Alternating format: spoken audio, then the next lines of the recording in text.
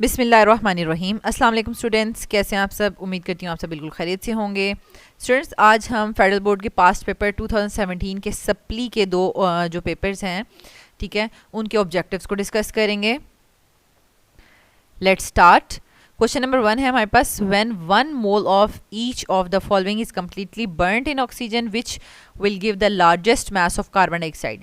तो ये बहुत ही ईजी और इंटरेस्टिंग क्वेश्चन है। देखें कि आपके पास एक कार्बन है, डायमंड है, और कार्बन मोनोऑक्साइड है, डायमंड है, इथेन है और मीथेन है। यानी इसकी आपने जो है वो पहले तो आपको फॉर्मूला आना चाहिए, ठीक है, और उसके बाद फिर आपको इसका जो है वो देखना है कि कौन सबसे ज़्यादा कार्बन डाइऑक्साइड का मास प्रोड्यूस करेगा। स्टूडेंट, सबसे पहले आप जो है इसका आगे के फॉर्मूला लिख दें। जैसे कार्बन मोनोऑक्साइड में CO है, ठीक है, और डायमंड में सिंपल वो कार्बन से मिलकर बना होता है। इथेन आपके पास क्या होता है, इथेन 2 कार्बन अल्केन्स होता है, CH3CH3, ठीक है, इसको हम C2H6 भी लिख सकते हैं, ठीक है। अच्छा, नेक्स्ट हमारे पास है मीथेन। तो मीथेन में आप इसको इस तरीके से CH4 लिख सकते हैं। अब सब में देखें, जिसमें कार्बन का नंबर ज़्यादा है तो वो ज़्यादा नंबर ऑफ कार्बन के मोल्स प्रोड्यूस करेगा, और जो ज़्यादा मोल्स प्रोड्यूस करेगा वही ज़्यादा मास भी प्रोड्यूस करेगा। तो यहाँ पर इथेन में जो है वो कार्बन ज़्यादा है। So the correct option is C। Next हमारे पास question number 2, methane reacts with steam to form hydrogen and carbon monoxide. तो साथ इक्वेशन भी दे दी है, बैलेंस्ड इक्वेशन दी हुई है। What volume of hydrogen can be obtained from 100 cm³ of methane at standard temperature and pressure. आप देखें, अगर आपके पास आपको मोल और वॉल्यूम का रिलेशनशिप भी पता है। सिंपल आपको पता है कि 1 मोल ऑफ मीथेन, ठीक है, से 3 मोल्स ऑफ हाइड्रोजन बन रहे हैं, ठीक है। इसका मतलब है कि अगर इसका जितना वॉल्यूम होगा इसका 3 टाइम्स वॉल्यूम बनेगा, ठीक है। जितना भी वॉल्यूम होगा मीथेन का उससे 3 टाइम्स वॉल्यूम जो है वो हाइड्रोजन का बनना चाहिए।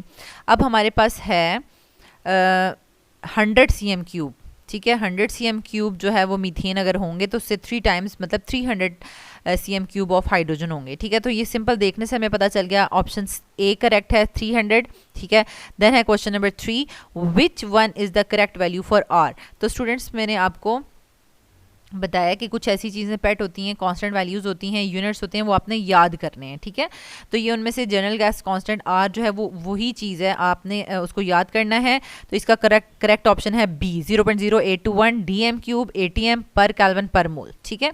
नेक्स्ट है question number 4, equal volume of all gases at same temperature and pressure contains number of molecules, यानी कंटेन्स नंबर ऑफ मॉलिक्यूल्स, यानी उनके नंबर ऑफ मॉलिक्यूल्स सेम होते हैं, इक्वल होते हैं, कोई कंपैरिजन नहीं है, मल्टीपल या डिफरेंट। तो ये रिलेशनशिप हमें पहले का ही पता है कि equal volume of all the gases at same temperature and pressure वो इक्वल नंबर ऑफ मॉलिक्यूल्स ही ऑक्यूपाई करते हैं, ठीक है। तो हमारे पास, क्योंकि देखें इक्वल वॉल्यूम होगा तो इट मीन्स के सेम नंबर ऑफ मोल्स हैं, और सेम मोल्स होंगे तो सेम नंबर ऑफ मॉलिक्यूल्स हैं। तो इसका ऑप्शन B करेक्ट है, ठीक है। नेक्स्ट है हमारे पास question number 5, ammonia shows a maximum boiling point among hydrides of 5th A group elements because of ammonia जो अपने जो है ना ग्रुप में, उसका इलेक्ट्रोनेगेटिविटी जो है वो सबसे ज़्यादा है। तो उसकी वजह से वो जो है उसका मैक्सिमम बॉइलिंग पॉइंट है, क्योंकि वो हाइड्रोजन बॉन्डिंग शो करता है और बाकी मेंबर्स जो है वो हाइड्रोजन बॉन्डिंग शो नहीं करते। सो the correct option is C, enhanced electronegative character of nitrogen, ठीक है। नेक्स्ट हमारे पास आ जाता है question number 6, Which of the following equation represents the second ionization energy of sodium। देखिए, फर्स्ट आयनाइजेशन एनर्जी का क्या मतलब होगा कि सोडियम आपके पास प्रेजेंट है गैशियस फॉर्म में, ठीक है, और आप इसको जो है उसमें से इलेक्ट्रॉन्स रिमूव कर रहे हैं। तो बॉर्न-हाइब्रिड साइकिल करने में आपने इसकी प्रैक्टिस की हुई है, ठीक है। बॉर्न-हाइब्रिड साइकिल में आपको सबसे पहले जो भी मेटल होती है वो सॉलिड फॉर्म में होती है, तो उसको आप हीट ऑफ फ्यूजन के थ्रू उसको आप गैशियस फॉर्म में चेंज करते हैं, ठीक है। गैशियस फॉर्म में चेंज करते हैं, अब आप उसकी आयनाइजेशन करते हैं, ठीक है। अब आप उसकी आयनाइजेशन करते हैं, ठीक है। तो आयनाइजेशन करने के लिए सबसे पहले उसको गैशियस फॉर्म में होना चाहिए, ठीक है। अगर एक इलेक्ट्रॉन जो है वो निकालेंगे आप, ठीक है, ये सॉलिड में था पहले, आइंस की फॉर्म में नहीं था। नेक्स्ट जो है अब ये एक इलेक्ट्रॉन रिमूव करके आइंस में जाएगा, ठीक है। और फिर अगर आपने इसकी सेकेंड आयनाइजेशन एनर्जी लेनी है तो वो प्लस फॉर्म में Na प्लस और गैशियस फॉर्म में से एक और इलेक्ट्रॉन जो है वो निकलेगा और ये +2 में चला जाएगा, ठीक है, इस तरीके से। तो ये फर्स्ट आयनाइजेशन एनर्जी और ये सेकेंड आयनाइजेशन एनर्जी। यहाँ पर आपने चीज़ जो नोट करनी है वो ये नोट करनी है कि पहले से एक इलेक्ट्रॉन निकला हुआ हो और ये गैशियस फॉर्म में होना चाहिए, ठीक है। तो आपके पास ये देखिए डी ऑप्शन करेक्ट है, ठीक है। तो नेक्स्ट आपके पास आ जाता है question number 7। Pressure remaining constant at which temperature the volume of the gas will become twice of what it is at 0 degree centigrade. अब देखें प्रेशर कांस्टेंट है तो ये चार्ल्स लॉ आ गया आपके पास, ठीक है। चार्ल्स लॉ में आपने वॉल्यूम और टेम्परेचर का रिलेशनशिप देखना होता है और प्रेशर को कांस्टेंट रखना होता है, ठीक है। तो वो कह रहे हैं कि एट विच टेम्परेचर, क्या टेम्परेचर करेंगे, पहले टेम्परेचर 0 डिग्री सेंटीग्रेड था, अब कितना टेम्परेचर होना चाहिए कि वॉल्यूम जो है वो क्या हो जाए, डबल हो जाए, ठीक है। तो वॉल्यूम और टेम्परेचर का जो है वो डायरेक्ट रिलेशनशिप है चार्ल्स लॉ में, ठीक है। अगर आप volume is directly proportional to temperature, अगर वॉल्यूम को आप डबल कर रहे हैं, ठीक है, तो टेम्परेचर को भी उसी तरीके से इंक्रीज हो जाना चाहिए, ठीक है। आप टेम्परेचर देख लेते हैं कितना है, 0 डिग्री सेंटीग्रेड का क्या मतलब है, अगर आप उसको केल्विन फॉर्म में रखेंगे तो केल्विन फॉर्म में वो होता है 273 केल्विन, ठीक है। तो 273 केल्विन का डबल कितना होगा, 546। तो इट मीन्स कि अगर हम वॉल्यूम को डबल करें तो टेम्परेचर डबल होगा तो वॉल्यूम डबल होगा, ठीक है। तो करेक्ट ऑप्शन जो है वो सी है। नेक्स्ट है question number 8। The maximum number of electrons in the sub shell for which L is equals to 3 is. अब आपने number of sub shells calculate करने हैं, ठीक है, जब L की वैल्यू 3 होगी।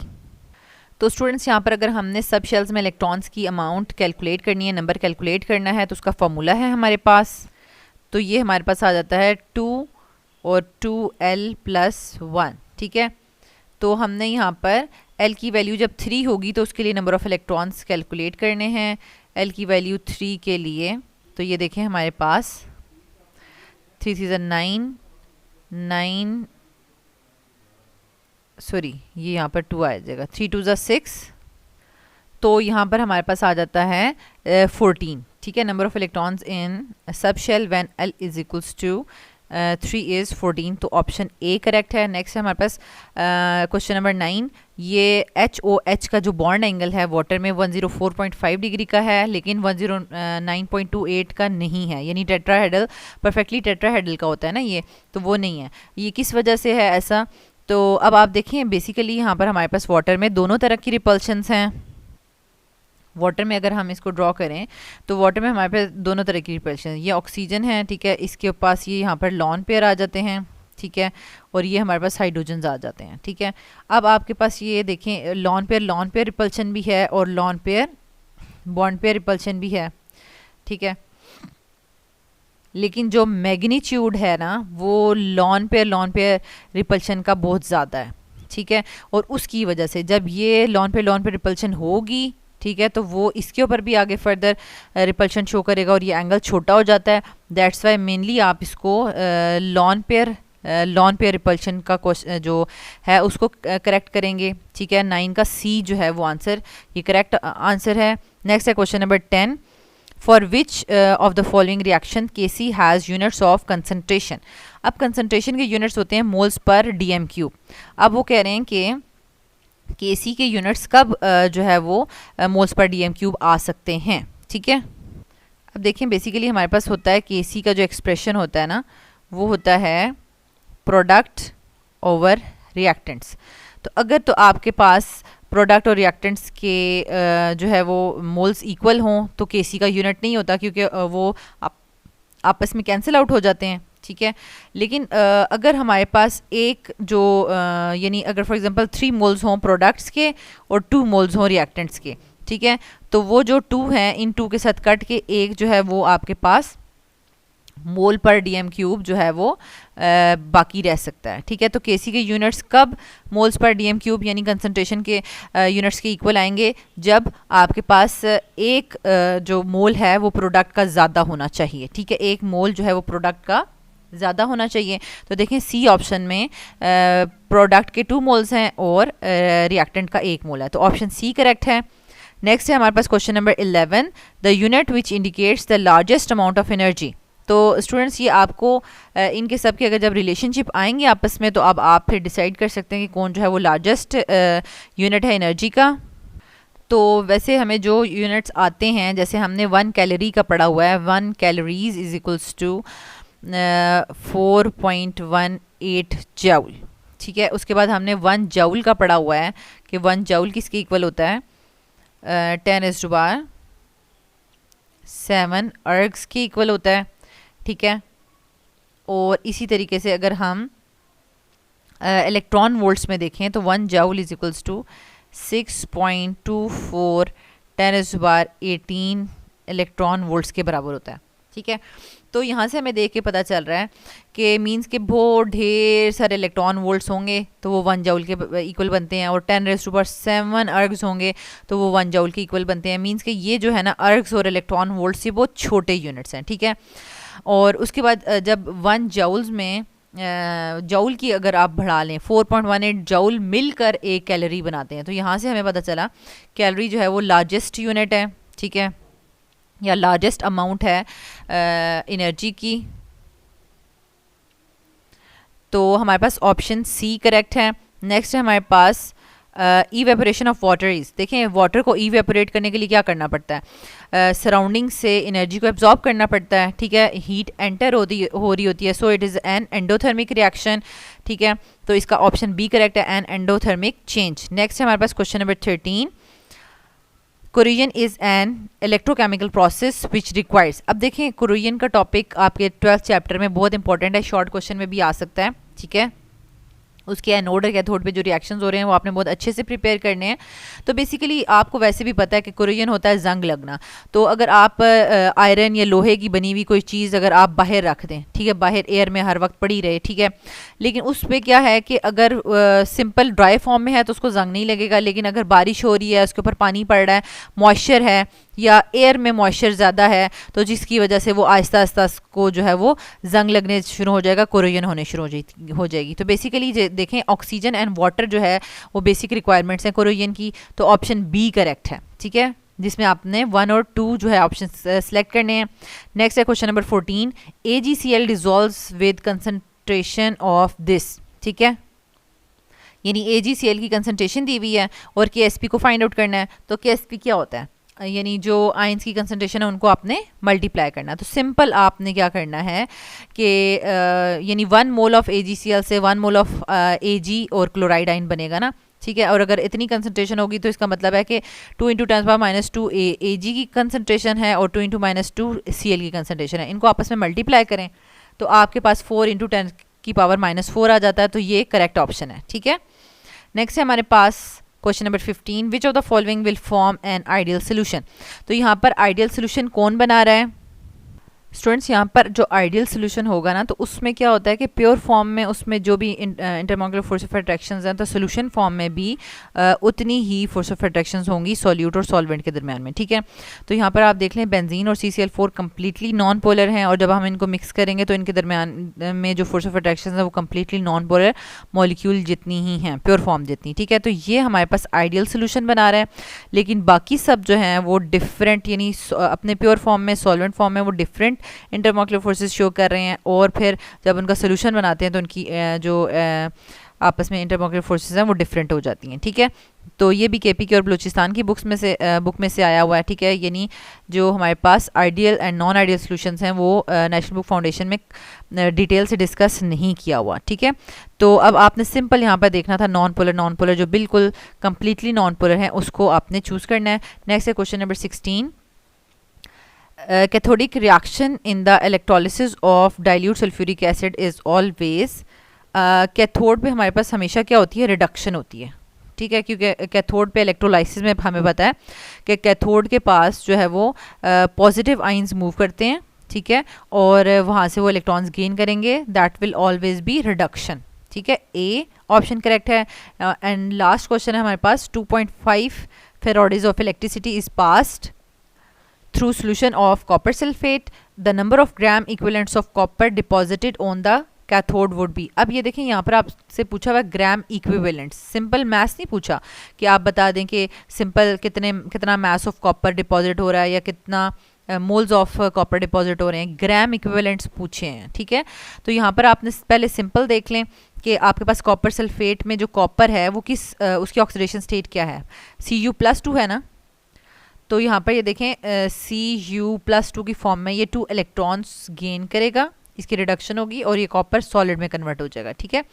अब आपको यहाँ से पता चल रहा है इलेक्ट्रॉन से कि 2 फेराडेज ऑफ इलेक्ट्रिसिटी अगर पास होगी तो 1 मोल ऑफ कॉपर डिपॉजिट होगा, ठीक है। 1 मोल ऑफ कॉपर कितने के इक्वल होता है, 65 ग्राम्स के इक्वल होता है, ठीक है। यानी 2 फेराडेज ऑफ इलेक्ट्रिसिटी पास होने से 65 ग्राम्स जो है वो डिपॉजिट होगा।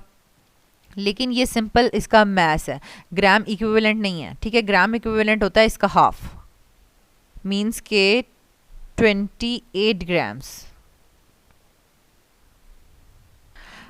सॉरी यहाँ पर 65 ग्राम्स नहीं था बल्कि 63.5 है। और ग्राम इक्विवेलेंट्स पूछे मैं फाइंड आउट करने के लिए, ग्राम इक्विवेलेंट मैथ्स नहीं पूछा, ठीक है। यानी ग्राम इक्विवेलेंट मैथ्स जो होता है ना, तो वो होता है हमारे पास जो भी मोलर मैस है, जैसे कि कॉपर का 63.5 है ना, तो उसका हाफ कर दें, ठीक है। क्योंकि उसका जो चार्ज होगा ना +2, उससे उसको डिवाइड कर दिया है तो वो आपके पास आ जाएगा 31.75। लेकिन अगर हम सिंपल कहें कि ग्राम इक्विवेलेंट बता दें, ग्राम इक्विवेलेंट, तो आपने मोल्स का हाफ करना है, ठीक है। मैथ्स नहीं आगे पूछा ना, तो मैथ्स में आपने कन्वर्ट करके नहीं बताना, ठीक है। अब मैं आपको दोबारा से यहाँ से बताती हूँ कि कॉपर में आपके पास 2 फेराडेज ऑफ इलेक्ट्रिसिटी पास होने से 1 मोल ऑफ कॉपर बन रहा था, ठीक है। यानी आपको यहाँ पर पता है 2 फेराडेज ऑफ इलेक्ट्रिसिटी से 1 मोल ऑफ कॉपर बन रहा है। लेकिन हमें मोल्स हमें पूरा प्रॉपर 1 मोल नहीं बताना, हमने ग्राम इक्विवेलेंट की फॉर्म में बताना है, ग्राम इक्विवेलेंट्स के बारे में बताना है। तो हम उसको क्या करेंगे, जो 1 मोल बन रहा है ना, उसको इसके चार्ज से डिवाइड भी कर देंगे, ठीक है। हाफ इक्विवेलेंट हम लिख देंगे, ठीक है। तो 1/2 ग्राम इक्विवेलेंट बन रहा है। और अब अगर हमने फाइंड आउट करना है 2.5 का, ठीक है, 2.5 फेराडेज का करना है, तो ये कितना हो जाएगा 1/2 इंटू 2.5, ठीक है। तो ये इसका आंसर आ जाएगा आपके पास, 2.5 का आप डिवाइड कर लें 1.25, ठीक है। 1.25 ग्राम इक्विवेलेंट आंसर है इसका, ये देखें डी ऑप्शन है। तो स्टूडेंट्स यहाँ तक हमने 2017 का सप्ली का फर्स्ट पेपर डिस्कस कर लिया। अब हम सेकंड पेपर डिस्कस कर लेते हैं। तो स्टूडेंट्स यहाँ पर हमारे पास इसका फर्स्ट क्वेश्चन है, the volume occupied by 2.8 grams of nitrogen gas at STP is. अब हमारे पास देखें स्टैंडर्ड टेम्परेचर एंड प्रेशर पूछें तो 1 मोल हमेशा 22.414 ऑक्युपाई करता है। लेकिन अगर रूम टेम्परेचर एंड प्रेशर पूछें तो 1 मोल हमेशा 24 DM³ करता है, ठीक है। थोड़ा सा ज़्यादा है, 22.414 से थोड़ा सा ज़्यादा, मीन्स के 24 DM³। तो अब हमारे पास यहाँ पर स्टैंडर्ड टेम्परेचर प्रेशर पूछा है और 2.8 ग्राम्स ऑफ नाइट्रोजन। तो स्टूडेंट सबसे पहले हम नाइट्रोजन का जो है वो मोल्स फाइंड आउट कर लेंगे। तो 2.8 ग्राम्स नाइट्रोजन का मोलर मास आपको पता है 28 होगा, ठीक है। तो इसके मोल्स आ जाएंगे 0.1, तो इसके हमारे पास मोल्स आ जाएंगे 0.1 मोल्स, ठीक है। तो अब हमारे पास हमें पता है कि 1 मोल जो है वो 22.414 ऑक्युपाई करता है, ठीक है। 1 मोल हमेशा 22.414 को पाई करता है। तो 0.1 कितना करेगा, इसको आप इससे मल्टीप्लाई करेंगे तो ये हमारे पास पॉइंट जो है वो इस तरफ शिफ्ट हो जाएगा 2.24, ठीक है। तो हमारे पास ऑप्शन ए करेक्ट है। नेक्स्ट है question number 2, the technique use to separate the products of organic synthesis from the water is called. Analytical technique का चैप्टर निकल चुका है, ठीक है। तो इसको आप इसका करेक्ट ऑप्शन है हमारे पास solvent extraction, D. Next है question number 3, the wave number of light emitted by certain source is this, ठीक है। ये वेव नंबर दिया हुआ है, ठीक है। the wave length of the light, wave length उसका उल्ट होता है, ठीक है, ऑपोजिट होता है। वेव लेंथ जो है वो वेव नंबर का इनवर्स होता है। तो इसमें आप सिंपल इसको देख लें, इसको 1 ओवर कर लें, ठीक है। 2 × 10⁶ है। तो आप सिंपल 1/2 को क्या लिखेंगे, 0.5 लिखेंगे, और 10 की पावर ऊपर चली जाएगी तो ये माइनस में हो जाएगी, ठीक है। और यहाँ पर हमारे पास इसका यूनिट था पर मीटर, तो ये ऊपर जाके मीटर में हो जाएगा, ठीक है। तो देखें हमारे पास जो करेक्ट ऑप्शन है वो किस में दिया हुआ है, ये तो नैनोमीटर्स और मीटर्स में दिए हुए हैं। तो इसको हमें सबसे पहले जो है वो कन्वर्ट करना होगा। अब स्टूडेंट्स यहाँ पर आप देखें, आपको पता है नैनो का जो यूनिट होता है ना 10⁻�9 को नैनो कहते हैं, ठीक है। तो 0.5 10⁻⁻6 को आपने 10⁻�9 में कन्वर्ट करना है, तो -3 और 10⁻+3 दोनों से आपने इसको मल्टीप्लाई करना है, ठीक है। यानी जो खुद से हम ऐड कर रहे होते हैं उसको हम मल्टीप्लाई भी कर रहे होते हैं, डिवाइड भी कर रहे होते हैं। ये मल्टीप्लाई वाला है, ठीक है, और ये डिवाइड वाला है जिसको हम ऊपर ले आए हैं, ठीक है। और ये आपके पास आ जाएगा। तो अब हमने इसको लास्ट स्टेप में किस तरह से सॉल्व करना है कि ये दोनों आपस में मिलके नैनो बना देंगे, ठीक है। 0.5 को आप 10⁻³ से मल्टीप्लाई करें और ये दोनों मिलके नैनो बना दें, नैनोमीटर, ठीक है। तो अब ये जो पॉइंट है ये 3 ज़ीरोज़ के बाद चला जाएगा, यानी 3 डिजिट्स के बाद चला जाएगा, इस तरह करके नैनोमीटर, ठीक है। तो करेक्ट ऑप्शन है ए। नेक्स्ट है हमारे पास क्वेश्चन नंबर 4। नाइट्रोजन के ऊपर अगर हम न्यूट्रॉन्स को बम्बार्ड करवाएं तो हमारे पास क्या बनता है, बोरॉन और हीलियम बनता है, और हीलियम को हम अल्फा पार्टिकल्स कहते हैं। So the correct option is C. Next हमारे पास question number 5। The energy of electron in the first orbit of hydrogen atom is, ठीक है। अब आपको एनर्जी की वैल्यूज़ पता होनी चाहिए। फर्स्ट ऑर्बिट में हमारे पास simple energy is equals to -2.18 178 भी होता है, 1810⁻18, ठीक है, और 1/n का स्क्वायर था, ठीक है। अब हमने n जब 1 लगा दिया तो ऑब्वियसली बात है वो वाला फैक्टर कट जाएगा, तो आपके पास बी ऑप्शन आ जाएगा, ठीक है। एक ही फर्स्ट ऑर्बिट की एनर्जी फाइंड आउट करनी है। नेक्स्ट हमारे पास आ जाता है question number 6। Which one is not a state function. अब स्टेट फंक्शन कौन सी दो चीज़ें स्टेट फंक्शन नहीं होती, हीट एंड वर्क, ठीक है। बाकी enthalpy, internal energy, pressure, volume, temperature, ये सब स्टेट फंक्शंस होते हैं। So the correct option is B. Next है question number 7। If an acid has pKa is equals to 3.4, what will be the pKb for its conjugate base? तो अब हमने इसका pKb find out करना है। Normally जो हमारे पास 25 डिग्री सेंटीग्रेड पर pKa plus pKb is equals to pKw के इक्वल होता है, जिसकी वैल्यू 14 होती है, ठीक है। तो अगर हमें जो है pKa दिया हुआ है तो pKb फाइंड आउट हो सकता है। 14 में से 3.4 आप माइनस करें तो आपके पास आंसर आ जाएगा 10.6। तो करेक्ट ऑप्शन है बी। नेक्स्ट है question number 8। Molecular ions are produced by bombarding a gas with high energy electron beam, ठीक है। ये भी हमारे पास स्पेक्ट्रोमीटर का टॉपिक नहीं है। नेक्स्ट हमारे पास आ जाता है question number 9। When water freezes at 0 degree centigrade its density decreases to due to. जब वाटर को हम आहिस्ता आहिस्ता कूल डाउन करते हैं रूम टेम्परेचर से करते करते करते 10 पे लेकर आते हैं, फिर 4 पे लेकर आते हैं, ठीक है, वहाँ तक उसकी डेंसिटी जो है वो इंक्रीज़ करती है, फिर उसकी डेंसिटी डिक्रीज़ करने लग जाती है, ठीक है, 4 डिग्री सेंटीग्रेड के बाद। तो अब जो उसकी डेंसिटी डिक्रीज़ करती है तो वो किस वजह से, तो उसका मेन जो है वो आपने रीज़न भी जो शॉर्ट क्वेश्चंस तैयार किए हैं उसमें आपने पढ़ा है कि उसके दरम्यान में एम्प्टी स्पेसेस क्रिएट हो जाती हैं उसकी जो स्पेशल किस्म की हाइड्रोजन बॉन्डिंग है उस वजह से, ठीक है। empty spaces in the structure of the ice. Option B correct है। नेक्स्ट है question number 10। Iodine is solid at room temperature due to. Iodine जो है वो देखें जो हमारे पास हेलोजेंस है ना, फ्लोरीन और क्लोरीन गैशियस फॉर्म में है, ब्रोमीन लिक्विड में है और आयोडीन सॉलिड में है। तो वो क्यों सॉलिड में है, क्योंकि उसके दरमियान में साइज़ लार्ज होने की वजह से बहुत ज़्यादा उसमें लंडन डिस्पर्शन फोर्सेस एग्जिस्ट करती हैं, ठीक है। तो वो ईजीली पोलराइज हो सकती है, ठीक है, उसमें पोलराइजेबिलिटी बहुत है, ठीक है। लंडन डिस्पर्शन फोर्सेस का आपने पोलराइजेबिलिटी का फैक्टर पढ़ा है, तो ये उसमें से क्वेश्चन लिया गया है, ठीक है। क्वेश्चन आंसर ऑप्शन डी जो है वो करेक्ट है। नेक्स्ट है आपके पास question number 11। The molal boiling point constant is the ratio of the elevation in the boiling point to. Basically आपने एक फॉर्मूला पढ़ा हुआ है, delta T B elevation in boiling point is equals to molal boiling point constant into molality, ठीक है। तो अगर आपने molality molal boiling point constant find out करना है तो ये आपके पास रेशियो है boiling point elevation in boiling point to molality, ठीक है। तो ratio of elevation in boiling point to molality, B option correct है। नेक्स्ट है हमारे पास question number 12। If the temperature of an object is -46 degree centigrade then what will be the temperature on Kelvin scale? अब simple है, इसमें 273 add कर दें। जब 273 ऐड करेंगे तो आपके पास क्या आंसर आएगा, तो देखिए प्लस माइनस माइनस, ठीक है, माइनस कर लें और साइन जो है वो बिगर वैल्यू वाले लगा देंगे, -273 केल्विन आंसर आ जाएगा, ठीक है।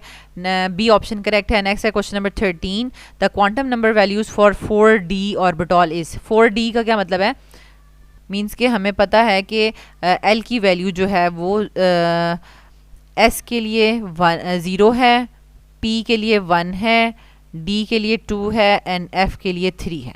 ठीक है, तो अब 4D में आपके पास n की वैल्यू तो 4 है, l की वैल्यू क्या है 2। ठीक है, तो ये आपके पास ऑप्शन करेक्ट है सी, N4L2। नेक्स्ट है question number 14, on comparing the masses of 0.4 moles of ozone and 0.4 moles of oxygen atoms it is observed that, अब देखें जब मोल्स आपने इक्वल ले लिए हैं तो मैसेज तो सेम नहीं हो सकते ना, लेकिन नंबर ऑफ मॉलिक्यूल सेम हो सकते हैं। ठीक है, क्योंकि नंबर ऑफ मॉलिक्यूल्स के लिए आपने इसको इन दोनों को एवोगैड्रो से मल्टीप्लाई करना था, लेकिन मैस सेम नहीं हो सकता क्योंकि ओजोन जो है वो O3 है और ऑक्सीजन एटम सिंपल O है। ठीक है, तो उससे हमें पता चला जब 0.4 मोल्स ऑफ ओजोन और 0.4 मोल्स ऑफ ऑक्सीजन को कंपेयर किया गया कि ओजोन का मास ग्रेटर है देन ऑक्सीजन एटम। ठीक है, mass of ozone is greater than oxygen atom. ठीक है, ऑप्शन ए करेक्ट है। नेक्स्ट हमारे पास question number 15, the number of moles of solute in 2 dm³ of 3 molar solution are. अब ये बड़ा सा कॉन्सेप्चुअल क्वेश्चन है, इसको अच्छे से समझिएगा। 3 मोलर सोल्यूशन है, 3 मोलर सोल्यूशन है। 3 मोलर सोल्यूशन आपको बता क्या रहा है, क्या इन्फॉर्मेशन दे रहा है? इन्फॉर्मेशन दे रहा है कि 3 मोल्स आपने डाले हुए हैं 1 dm³ के अंदर।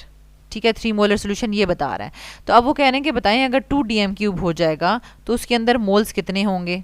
ठीक है, मोल्स कितने होंगे? तो वही बात है, मोल्स डबल हो जाएंगे। ठीक है, 6 मोल्स हो जाएंगे। तो अब इसका करेक्ट ऑप्शन है डी। ठीक है, 6 मोल्स। नेक्स्ट हमारे पास आ जाता है question number 16, an excess of silver nitrate is added to the barium chloride and precipitate is removed by filtration, what are the main ions in the filtrate. अब देखें silver nitrate access में लिया हुआ है। ठीक है, सिल्वर नाइट्रेट एक्सेस में लिया हुआ है, इसका मतलब है जब आप प्रेसिपिटेट से बना भी लेंगे ना तो सिल्वर और नाइट्रेट तो उसके अंदर होगा ही होगा। ठीक है, इसका मतलब है कि ऑप्शन डी भी करेक्ट नहीं हो सकता और ऑप्शन सी भी करेक्ट नहीं हो सकता। ठीक है, तो ए और बी में से कोई करेक्ट होगा। अब देख लें जब आपने बेरियम क्लोराइड डाला तो सिल्वर ने क्लोराइड के साथ कंप्लीटली रिएक्ट करके क्लोराइड को ख़त्म कर दिया, यानी सिस्टम में आपके पास क्लोराइड प्रेसिपिटेट्स की फॉर्म में फिल्टर आउट होके जा चुका है। ठीक है, क्लोराइड नहीं मिलेगा आपको, बल्कि उसके साथ आपको सिल्वर और नाइट्रेट के साथ बेरियम आइंस मिलेंगे। ठीक है, तो ये आपके पास करेक्ट ऑप्शन है बी। ठीक है, और लास्ट में आपके पास आ जाता है question number 17, a real gas obeying van der Waals equation will behave ideal if. अब आपके पास जो वैन डर वाल की इक्वेशन है वो है P(a)n²/v²। ठीक है, और यानी सिंपल PV नहीं है, PV=nRT नहीं है, PV=V में आपके पास क्या है V-NB। ठीक है, और =nRT। ठीक है, ये है। अब वो कह रहे हैं कि जब ये वैन डर वाल जो आपके पास इक्वेशन है और जो रियल गैस है वो आइडियल कब बिहेव करेगी? जब ये वाली पूरी चीज़ ज़ीरो हो जाएगी और ये वाली पूरी चीज़ ज़ीरो हो जाएगी तो आपके पास ये PV=nRT हो जाएगा और गैस आइडियल बिहेव करेगी। तो ये ज़ीरो कब होगा? जब A की वैल्यू और B की वैल्यू बहुत स्मॉल हो जाएंगी, यानी इतनी स्मॉल कि वो ज़ीरो के बराबर हो जाए। ठीक है, तो इसका मतलब है जो ऑप्शन है both A and B are small. जितना ज़्यादा A और B स्मॉल होते जाएंगे तो वो वाला पूरा का पूरा फैक्टर ख़त्म होता रहेगा और आपके पास जो है वो गैस और ज़्यादा आइडियल बिहेव करने लग जाएगी। ठीक है, तो स्टूडेंट्स यहाँ तक हमने कंप्लीट 2017 के सप्ली पेपर के दोनों जो ऑब्जेक्टिव्स हैं वो कंप्लीट डिस्कस कर लिए हैं। बहुत इजी ऑब्जेक्टिव्स थे, कुछ भी मुश्किल नहीं था। इंशाल्लाह आप भी इसी तरीके से तैयारी कीजिएगा और आपके भी 17/17 मार्क्स आएंगे इंशाल्लाह। ठीक है, thank you so much student for watching this video. अल्लाह ताला आपको बहुत आसानियाँ अता फरमाए और आसानियाँ तकसीम करने का शर्फ अता फरमाए। आमीन।